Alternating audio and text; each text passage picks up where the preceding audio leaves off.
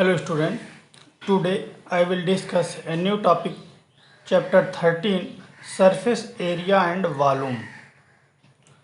क्या होता है सरफेस एरिया और वॉल्यूम? तो सबसे पहले आप बता दें, एरिया के बारे में आप पढ़े थे। एरिया क्लोज बाउंडेड फिगर होते हैं और वॉल्यूम उसमें हाइट का अगर मल्टीप्लाई कर दें तो वॉल्यूम मिलता है।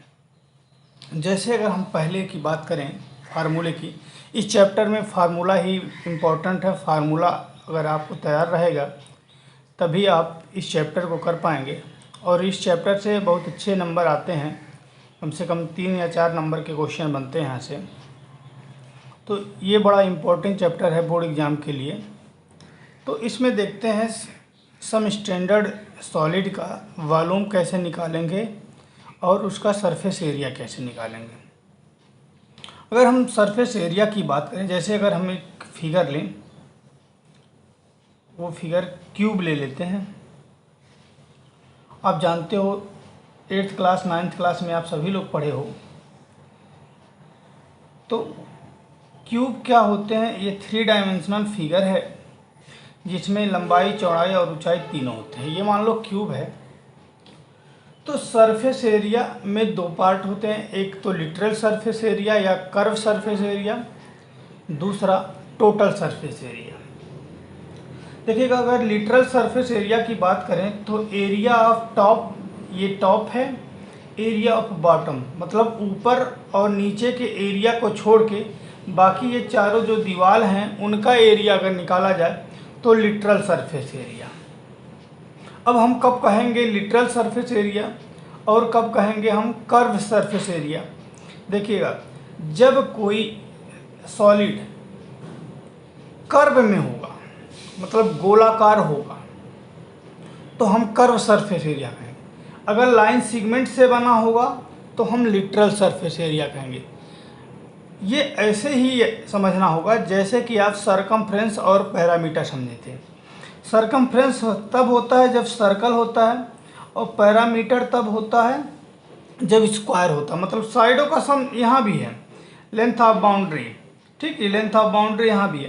तो जब कर्व होगा तो सरकमफ्रेंस बोलते थे और जब यहाँ पे लाइन सेगमेंट से जोड़ के मिला बना होता है तो हम इसको क्या कहते थे? पैरामीटर कहते थे। इसी तरह अगर लाइन सेगमेंट से मिल के बना है तो हम लिटरल सरफेस एरिया कहेंगे और अगर कर्व से मिला है तो कर्व सरफेस एरिया। दूसरी बात, टोटल सरफेस एरिया क्या होता है? अगर एरिया ऑफ टॉप और बॉटम दोनों को इंक्लूड कर दिया जाए तो टोटल सरफेस एरिया मिल जाएगा। देखिएगा, एक एग्जांपल लेते हैं। जैसे आपके घर का कोई एक कमरा ले लिया जाए, तो अगर हम कहें कर्व सरफेस एरिया या लिटरल सरफेस एरिया बताइए, तो छत का एरिया और उसके फर्श का एरिया, दोनों एरिया को अगर हटा दिया जाए तो बाकी 4 दीवार बच गए। चारों दीवारों का अगर एरिया निकाल लिया जाए तो वही एरिया हमको क्या कहेंगे? Literal surface area. लेकिन अगर छत और फर्श दोनों को इंक्लूड कर दिया जाता है तो ऐसे एरिया को हम टोटल सरफेस एरिया कहेंगे। ठीक, अब आते हैं पहली बात, क्यूब के लिए देख लेते हैं। अगर साइड ए है किसी क्यूब का तो आप जानते हो क्यूब की सारे साइड ए ही होंगे, क्योंकि क्यूब क्या में किससे मिलके बना होता है? स्क्वायर से मिलके बना होता है, तो ये भी क्यूब होगा। चलिए, अगर सभी क्या हैं? क्यूब हैं, तो पहला पॉइंट आपका फार्मूले में आया क्यूब, जिसे हम लोग हिंदी में घन कहते हैं। तो क्यूब का वॉल्यूम क्या होगा? देखिएगा, वॉल्यूम, क्यूब का वॉल्यूम और सरफेस एरिया, सरफेस एरिया। तो क्यूब का वॉल्यूम होता है a cube, length into width into height.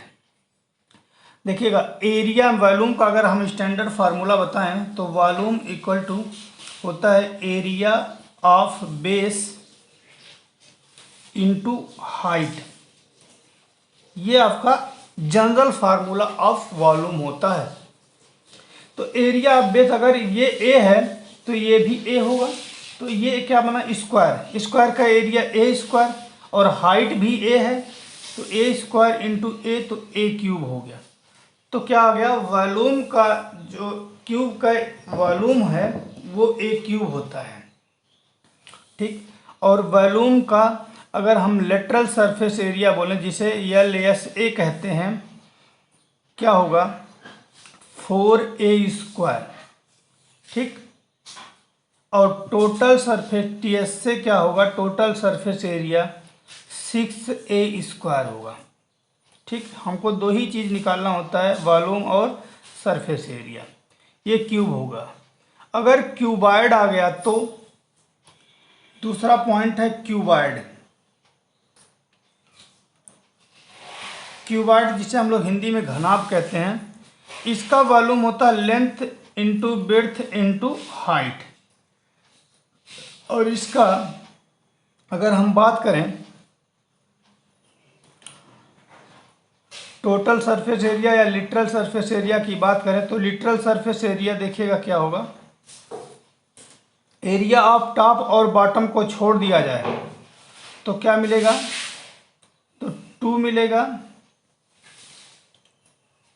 अगर हम बात करें ये L है, ये B है, ये H है, तो BH इंटू HL, ये वाला HL ये मिलेगा। अगर टोटल सरफेस एरिया की बात किया जाए तो 2 into LB plus BH plus HL, ये तीनों मिलेगा। ठीक, तो क्यूब हो गया और क्यूबॉइड हो गया। अब तीसरा पॉइंट जो है वो है आपका सिलेंडर। सिलेंडर देख लेते हैं। यहाँ पे सिलेंडर में जब भी एरिया निकालेंगे तो हम कर्व सरफेस एरिया निकालेंगे, क्योंकि सिलेंडर क्या है, कर्व नुमा बना होता है, गोल होता है। तो ये मान लेते हैं क्या है, आपका सिलेंडर है जिसका रेडियस R है और हाइट क्या है, H है। ठीक, तो सिलेंडर का वॉल्यूम होता है, देखिएगा हमने बताया था वॉल्यूम निकालने के लिए एरिया बेस इंटू हाइट करते हैं। तो एरिया क्या है बेस का, इसका बेस यही है, ये एक सर्कल है, सर्कल का एरिया क्या होता है πr²। हाइट कितनी है h, तो πr² जो होता है, चलिए यहाँ यूनिट क्यूब होगा, यूनिट क्यूब, वॉल्यूम हमेशा यूनिट क्यूब में होता है और एरिया यूनिट स्क्वायर में होता है। तो πr²h किसका है, सिलेंडर का, सिलेंडर का वॉल्यूम है πr²। और वॉल्यूम का कर्व सरफेस एरिया क्या होगा 2πrh, और टोटल सरफेस एरिया 2πrh, ये हो गया ये गोल वाला, और एरिया आप टॉप और बॉटम इसमें इंक्लूड करेंगे तो दोनों सर्कल है तो 2πr²। यहाँ से 2πr अगर कॉमन कर लें तो r प्लस h, ये क्या हो गया, total surface area of cylinder हो गया। ठीक, चौथा पॉइंट है, अगला पॉइंट देखिएगा, कोन की बात कर लें तो कोन कुछ इस तरह बना होता है, ये कोन है ऐसे, इसका रेडियस r है। अब इसमें तिर्यक कुछ है क्योंकि ये जो लाइन है वो तिरछी है, ये हाइट हमारा h है और इसे हम लोग L बोलते हैं, जिसे हम लोग कहते हैं स्लैंट हाइट, स्लैंट हाइट। तो इसका जो चौथा पॉइंट है वो हमारा कोन है, जिसे हिंदी में शंकु कहते हैं। इसका वॉल्यूम होता है 1/3 πr²h, और इसका कर्व सरफेस एरिया πrl।